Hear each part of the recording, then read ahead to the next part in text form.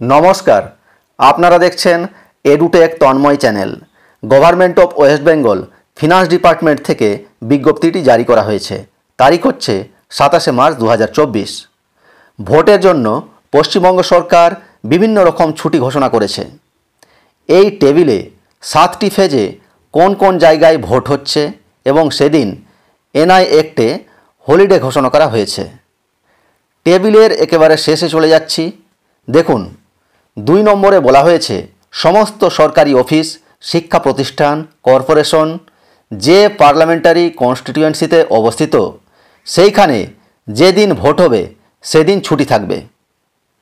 3 নম্বরে বলা হয়েছে লেবার ডিপার্টমেন্ট থেকে উপযুক্ত নির্দেশনা জারি করা হবে যাতে সমস্ত দোকান, ব্যবসায়িক প্রতিষ্ঠানের কর্মচারীরা ভোটের দিন পেইড হলিডে অর্থাৎ সবেতন ছুটি পায়। 4 নম্বরে বলা হয়েছে যদি কোনো কর্মচারী তার পার্লামেন্টারি কনস্টিটিউয়েন্সি এর বাইরে জব করেন কিন্তু তার কনস্টিটিউয়েন্সিতে যেদিন ভোট হচ্ছে তার কর্মস্থলে সেই দিন ভোটের ছুটি নাই, এই ক্ষেত্রে সেই কর্মচারী ভোট দিতে যাওয়ার জন্য স্পেশাল হলিডে পাবেন শুধুমাত্র ভোটের দিন। 5 নম্বরে বলা হয়েছে কোনো জায়গায় যদি রিপোল বা পুনর্নির্বাচন যদি হয় তাহলে পুনর্নির্বাচনের দিনেও 3 নম্বর এবং 4 নম্বর প্যারাগ্রাফে বর্ণিত হিসাবে কর্মচারীরা ভোটের ছুটি পাবেন।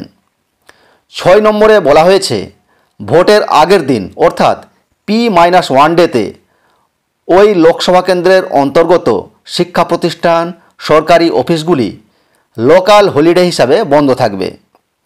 7 নম্বরে বলা হয়েছে ভোটের তারিখগুলিতে ভোট প্রক্রিয়া লেট নাইট অবধি যদি চলে এবং ভোটকর্মীরা ডিসিআরসি থেকে রাত্রি 12টার পর যদি রিলিজ পায় তাহলে ভোটের পরের দিন তাদেরকে অফিস বা কর্মস্থলে যেতে হবে না। এই ক্ষেত্রে একটি স্পেশাল লিভ দেওয়া হবে তাদেরকে। ভোটের জন্য বিভিন্ন রকমের ছুটি ঘোষণা করে পশ্চিমবঙ্গ সরকার বিজ্ঞপ্তিটি জারি করেছে, যা আপনাদের সাথে শেয়ার করলাম। ধন্যবাদ।